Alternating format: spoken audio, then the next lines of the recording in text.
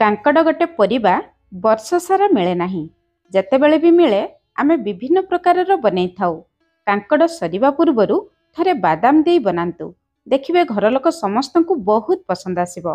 जय जगन्नाथ, मु सस्मिता आपण समस्तंकु स्वागत करुची सस्मिता स्टार किचन को। चलतु बनेबा स्टार्ट करिबा। आजिर तरकारी पई मु नेची 300 ग्राम रो देसी कांकड़। एई कांकड़ सबु बेले समस्तंकु मिले नाही। जदि मिलुछि आपण माने नेबे, जदि न मिलुछि बड़ कांकड़रू एई तरकारी बनै परिबे।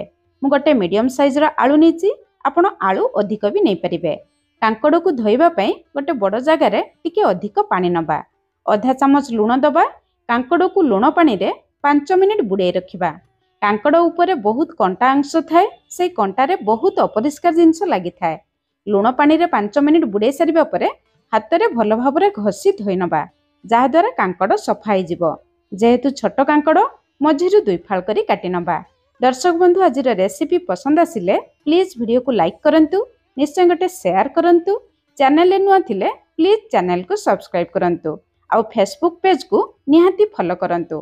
कांकड़ जेहेतु छोट अछि, आलू को सेमिति छोट काटिबा, तरकारी रे समान भाबरे सिझी जिवो। कांकड़ आलू रेडी हो गला।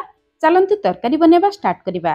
कढ़ाई को प्रथमे भल भाबरे गरम करिबा, तापरे 2 छोट चामच चीना बादाम दबा। 300 ग्राम कांकड़ पई मात्र 2 छोट चामच चीना बादाम देबे, अधिक देबे नहीं, मसला अधिक हो जिवो।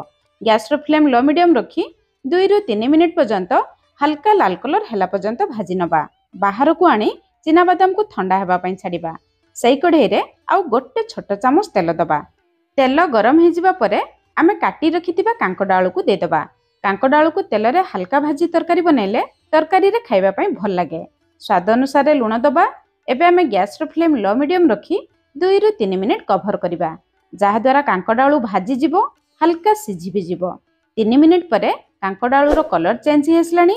एबे आमे गैस रो फ्लेम मीडियम रखी लाल कलर हैला पर्यंत भाजी नबा।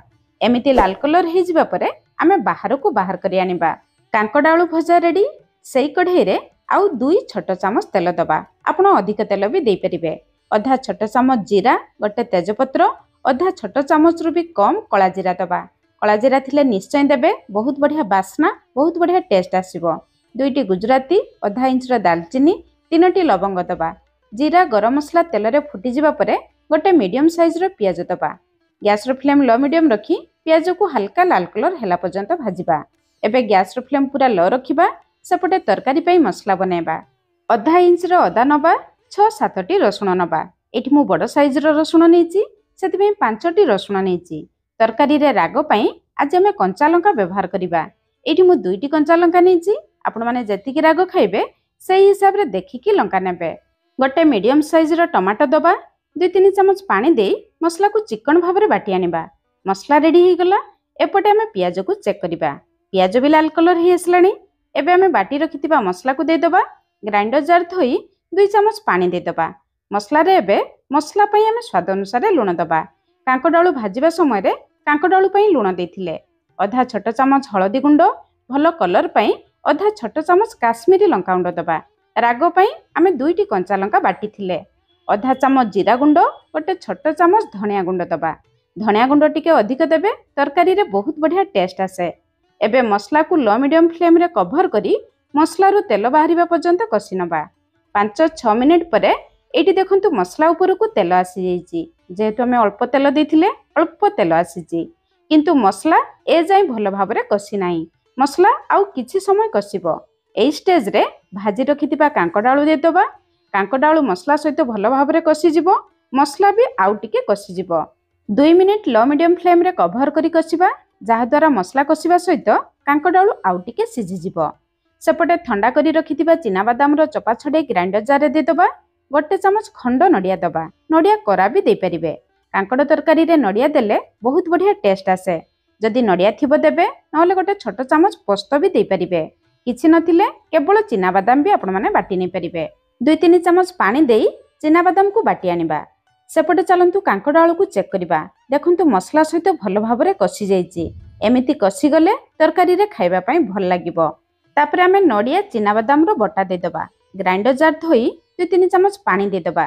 नड़िया चीना बादाम बटा दे सारिबा परे कांकड़ आलू सहित भल भाबरे कसी नबा। मसला जदि कंचा रही जिवो तरकारी रे खाइबा पई भल लागिबो नाही। गैस रो फ्लेम लो मीडियम रखी आपण माने मसला को कसी नेबे। धीरे धीरे देखिबे मसला रो कलर चेंज हो जिवो, कांकड़ आलू रो कलर भी चेंज हो जिवो। एबे देखंतु आलू कांकड़ हमर पाखापाखी 60 रु 70% सिझी आसलानी। मसला भल भाबरे कसी जिबा परे आमे सेतिरे गरम पानी दबा। पानी बेसी देबे नाही। एई तरकारी को आमे बेसी झळ करिबा नाही। टिके लटपटिया टिके जुगजुकिया रखिबा। शेषरे जदि आपण माने चाहिबे अधा छोट चामच गरम मसला गुंड देई परिबे, न देले भी चलिबो। अल्प धनिया पत्र देई भल भाबरे गळे नबा। एबे गैस रो फ्लेम लो मीडियम रखी 5 रु 6 मिनिट कवर करिबा। 6 मिनिट परे एठी हमर तरकारी पूरा रेडी ही जाईची। झळ एतिकी बहळिया रखिबे। तरकारी ठंडा हला परे आउ टिके सुखिला ही जिवो। कांकड़ आलू देखंतु सब भल भाबरे सिझी जाईची, किंतु तरकारी रे घांटी नाही। एबे हम रेडी ही गला स्वादिया कांकड़ आलू तरकारी। आपण माने एई तरकारी रो नाम कोन रखिबे निश्चय कमेंट्स करी जणाइबे।